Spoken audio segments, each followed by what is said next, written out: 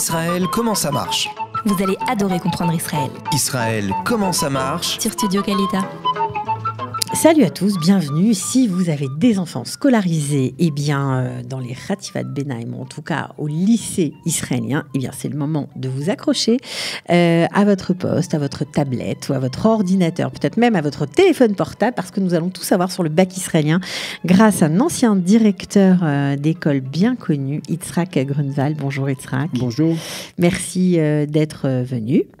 Avec plaisir. Voilà, et on attend bien d'être éclairé de vos lumières concernant le baccalauréat. Parce que franchement, même pour ceux qui sont arrivés il y a longtemps, mais pour qui, soit leur fils aîné arrive dans les grandes classes et il est temps pour lui de passer le baccalauréat, franchement, c'est compliqué à comprendre lorsqu'on n'a pas passé son bac en Israël. Oui, c'est compliqué. Il y a en France une série qui s'appelle...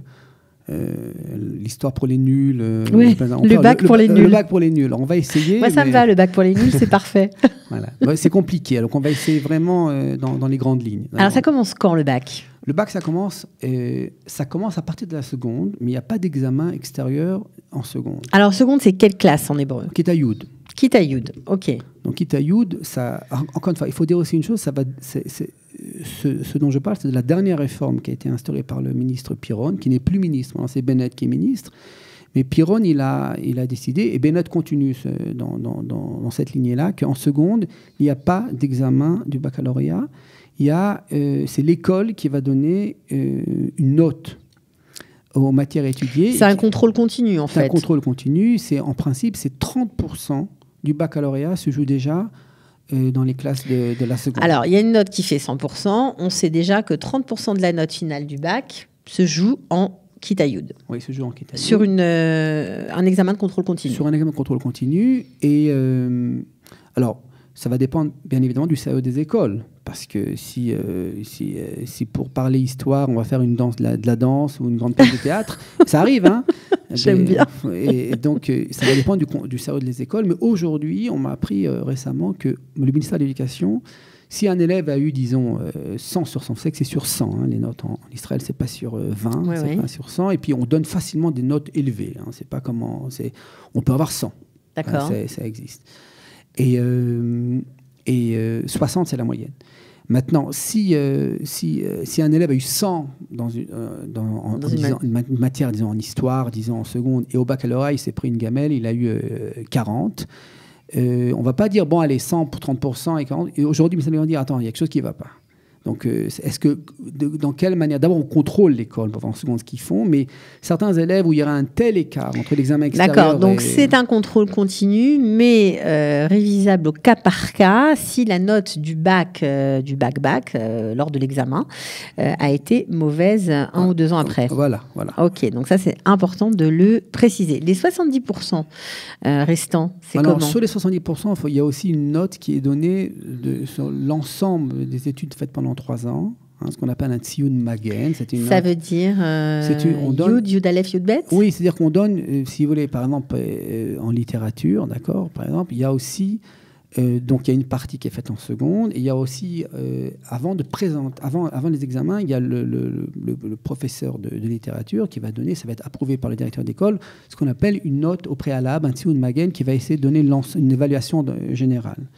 Et ça c'est 30% aussi de la note. Hein, donc c'est un peu compliqué. Et c'est pour ça que vous êtes là, parce que justement on est paumés. Voilà. Donc c'est important parce que là aussi ça peut donner aussi, parce que c'est vrai qu'il y a certains élèves qui vont être effrayés peut-être le jour du baccalauréat ou qui se sont mal réveillés. Donc en fait c'est un truc pour pondérer la note. Ouais, si jamais il y a une grosse catastrophe lors de l'examen, pour un stress, pour un blackout, on ne sait jamais. On a une note derrière qui pondère si on a été un bon élève. Si on est un bon élève, mais si on a un élève qui n'était pas là, qui n'était pas présent, parce que ça ne marchera pas. On se rappelle qu'il y a beaucoup de liberté en Israël, qu'un élève peut dire je viens pas, etc. C'est un peu bon.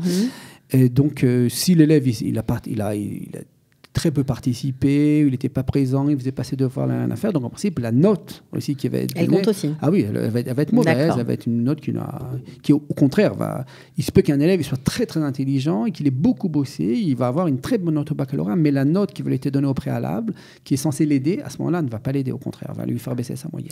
Le restant de la note, c'est quoi? C'est les examens? C'est l'examen. Les examens qui vont commencer à la fin de la première.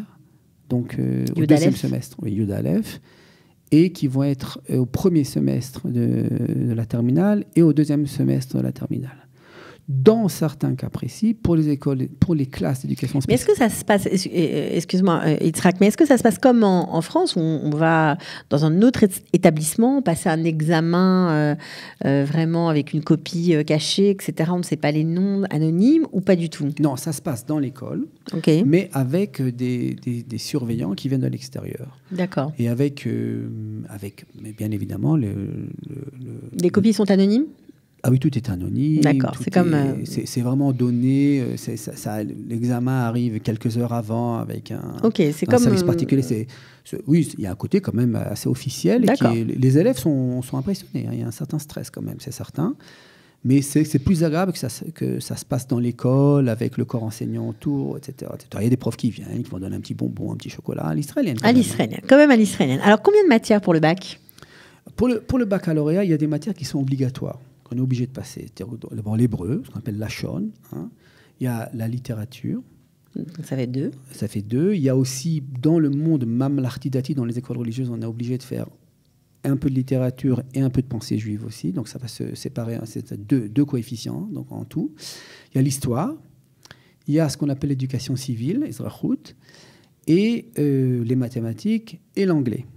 Maintenant, je continue, il y a aussi le Tanakh, la Bible, minimum de 3 coef 3 dans les écoles religieuses.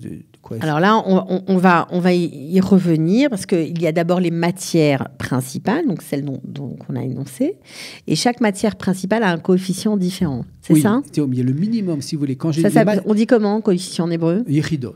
Ok. Donc, toutes les manières que j'ai énumérées jusqu'à présent, elles sont obligatoires, quoi qu'il arrive. C'est-à-dire que littérature, hébreu, histoire... Mais après, on peut choisir le coefficient. Oui, le donc nombre de yechidot. Là, il y a un minimum. Il y a un minimum de 2 yechidot, de coef 2 en littérature, coef 2 en histoire, coefficient 2 en éducation civile, etc. Civique, je crois qu'on dit.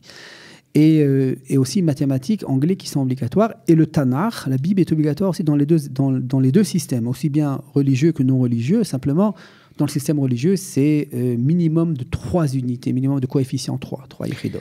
Alors, on dit toujours que le bac israélien ne vaut pas grand-chose. Alors, un bac avec un faible coefficient, c'est compliqué après? Alors, je vais expliquer. Pas. Il y a aussi, dans l'école religieuse, on est obligé aussi de faire ce qu'on appelle toshba, c'est-à-dire ce qui est, je dirais, tradition juive, c'est-à-dire Mishnah ou Gemara ou les deux. Okay. Et il y a aussi obligatoirement une matière, que la matière la plus importante, c'est avec 5 coef 5. Hein, comme en France, il y avait mathématiques coefficient 5, physique coefficient 5. Là aussi, on est obligatoirement dans toutes les matières qu'on a faites. En plus, il faut prendre une matière où on va étudier ça. Matière principale. Matière principale. Une seule. Une seule. Minimum une seule. On peut en faire 2, 3, 4, 5. Aujourd'hui, il n'y a pas de limite. Il y avait des limites. Aujourd'hui, il n'y a pas de limite. On peut faire... moi, j'avais des élèves qui faisaient... mathématiques 5. Mais ça, mathématiques 5, c'est pas considéré comme matière principale. Hein, mathématiques 5. Mais on peut faire, disons, 5 en physique, 5 en biologie, 5 en histoire, 5 en littérature. On peut faire aussi en technologie. Donc ça veut dire qu'en fait, le bac est très différent en fonction de ses coefficients. La grande différence. C'est ça. Hein, la grande différence entre le baccalauréat israélien et le baccalauréat français, c'est qu'on ne peut pas rater son bac en Israël. Dans le sens qu'on peut avoir passé toutes les matières, ne pas avoir le baccalauréat, effectivement, parce que disons que... On a eu moins de 60 dans les matières. Disons qu'en lachon, en tout ce qui est l'hébreu, disons, donc une matière obligatoire, l'élève n'a pas réussi. Il a eu 50, oui, c'est pas réveillé, hein, c'est pas réveillé. C'est très israélien aussi, il n'est pas venu. Okay.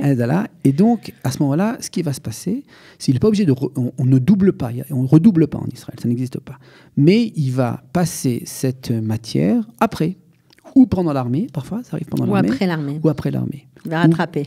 Ou bien, s'il veut y avoir une année de préparation, moi j'ai un gendre comme ça, qui est très brillant, mais il n'a pas eu le bac, parce qu'il a pensé plus à se promener en Israël, et à faire des randonnées, que de bosser son bac. Parce que c'est regrettable. Enfin, à l'époque, il n'était pas encore mon gendre. Mais, il ne savait pas qu'il allait épouser la fille d'un directeur d'école. Voilà, mais aujourd'hui, il fait une année de préparation à l'université, il bosse très bien, très heureux, et il va être accepté après, en principe, là où il veut. Il va compléter son baccalauréat, en fait, pour le réussir, pour valider un certain nombre de matières. Voilà, exactement. D'accord, donc on comprend que plus on a de coefficients et de matières avec un coefficient important, mieux le bac est. Ah oui, parce que être accepté à l'université après, c'est important d'avoir un bon bac. J'ai oublié de dire d'ailleurs, j'ai pas oublié, mais enfin, je vais rajouter aussi que l'école est obligée, pour avoir le baccalauréat aujourd'hui, ça ne rentre pas dans la note générale, mais sans ça, on ne peut pas avoir le bac. C'est-à-dire, il y a aujourd'hui, ça c'est aussi le ministre Piron à l'époque qui l'a fait rentrer, ça c'est important, il faut étudier des matières générales, ce qu'on appelle la scala clalit, pour essayer de redorer la culture générale, la culture israélienne. Donc on est obligé de suivre, il faut signer dans le baccalauréat. L'école signe que l'élève a étudié tant et tant d'heures de matière générale. Ça peut être littérature, ça peut être autre chose. Il y a aussi... Ce sont des matières optionnelles, c'est ça ? Mais obligatoires. C'est-à-dire que il y a des pas de notes. options obligatoires. C'est-à-dire que l'élève est obligé d'être en classe, un minimum en tout cas. Combien de matières il y a de matières optionnelles obligatoires ? C'est 30 heures. 30 heures. Ah d'accord. Il faut étudier 30 heures. Il y a aussi une introduction aux sciences exactes de 90 heures. On est obligé aussi de participer, d'être à ce cours-là. C'est quoi une introduction aux sciences exactes ? Si vous voulez, peut-être un cours de biologie, ça peut être un cours de sciences physiques, ça peut être un cours de chimie. Et il y a aussi ce qu'on appelle Mouravu Trevrati, c'est-à-dire du volontariat.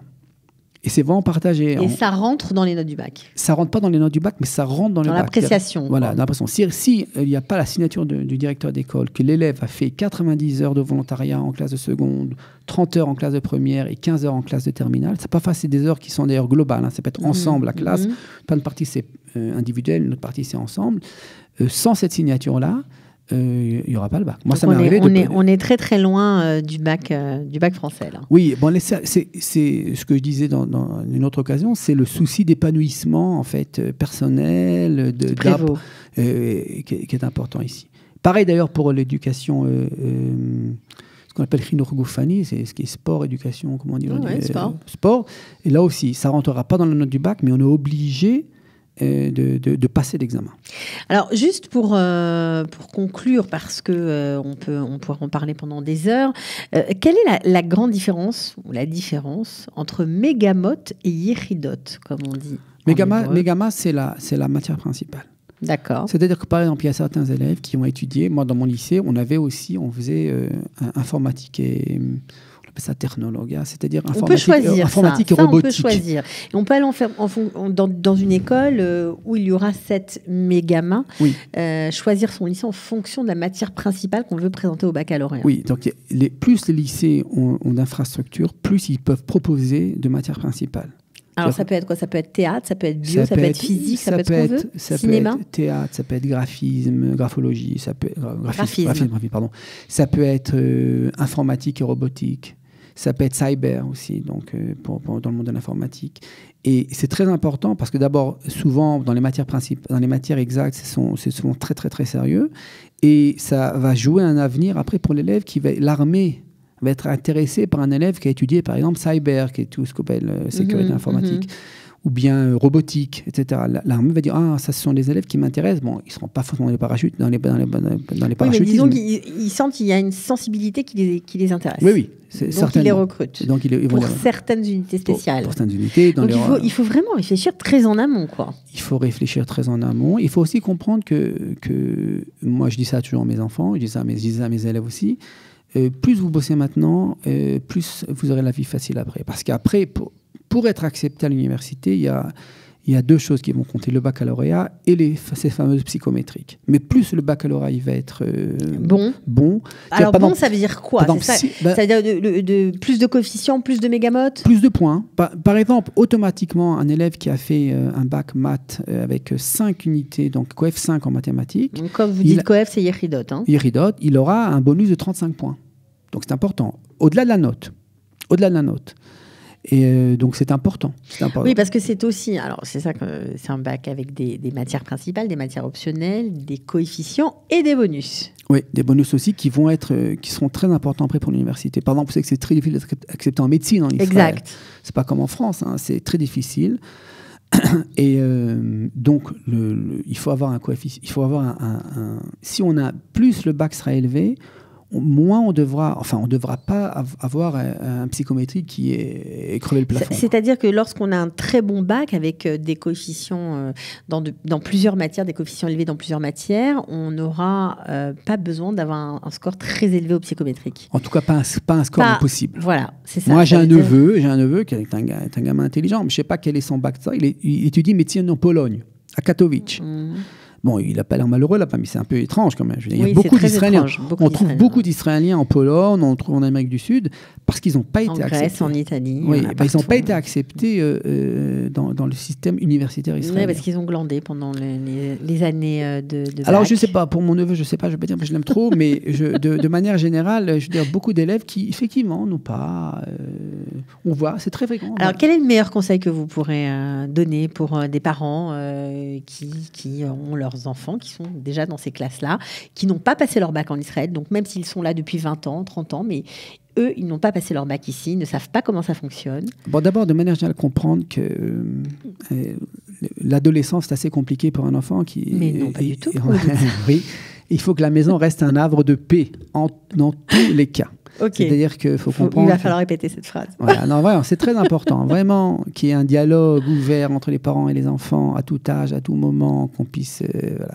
Et qu'on comprenne qu'un enfant, un adolescent, il passe tellement de choses intérieurement, même au niveau sociétal, dans les classes, mais intérieurement, toute l'évolution qui fait que c'est très important. Maintenant, l'école, c'est l'école, la maison, c'est la maison. L'école, même si un enfant va être blâmé à l'école, la maison n'est pas là pour continuer le blâme. La maison, au contraire, dire... Il faut calmer le jeu. Exactement. C'est très, très important. Le rôle des parents, je dis toujours, c'est aimer les enfants, leur dire qu'on les aime et leur laisser leur autonomie pour pouvoir évoluer. C'est ce qui est le plus important. Et d'un autre côté, il faut être là pour encourager, pour être là, pour être présent. Et surtout, j'ai dit aussi une chose. Mais c'est compliqué parce que je pense à ces parents-là qui ont leurs enfants pour la première fois, qui vont passer le bac et qui ne savent rien. Donc, c'est leurs enfants qui leur expliquent comment ça fonctionne. C'est vrai. Bah, lui, c'est ça le drame de l'Alia. Hein. C'est les enfants qui expliquent aux parents comment ça fonctionne. On sait très bien. Mais il ne faut pas être effrayé par ça. Il faut comprendre aussi qu'effectivement, souvent, les élèves n'ont pas de devoirs et qu'on va passer pendant un mois, là, ce fameux Chodesh Argun au Bnei Akiva, à faire les dingues pendant un mois au Bnei Akiva. Il dit, mais attends, mais tu as le bac cet hiver, comment tu vas faire ? Il ne faut pas trop s'inquiéter. Parce que, d'ailleurs, en mathématiques et en anglais, par exemple, il y a ce qu'on appelle un moed bet. Il y a une deuxième session. Donc Mais bien sûr. On peut recommencer. Deuxièmement, même si j'ai fait, disons, en hiver, d'accord, premier semestre en terminale, une matière que je n'ai pas bien réussi, je peux la refaire en été. Je peux même la refaire après l'armée. Donc, c'est pour ça qu'il y a ce côté, ou pendant l'armée dans certains cas. Il y a ce côté où rien n'est jamais foutu, on peut toujours tout changer. C'est très juif, ça, c'est bien. Oui, c'est vrai, et c'est vrai. Et il y a ce côté-là, encore une fois, je dis, c'est un système... le système israélien, je dis, veille plus à l'épanouissement, parfois qu'à l'instruction. Il faut trouver un équilibre, mais nous, les parents, on est là pour faire l'équilibre. Voilà. D'accord. Et bien, sur ces sages paroles, nous allons nous quitter. Merci beaucoup, Yitzhak Grunwald, de nous avoir éclairé sur ce fameux bac israélien. À très bientôt. Voilà. À bientôt. Ciao, ciao, bye. Israël, comment ça marche ? Vous allez adorer comprendre Israël. Israël, comment ça marche ? C'est tout de suite sur Studio Kalita.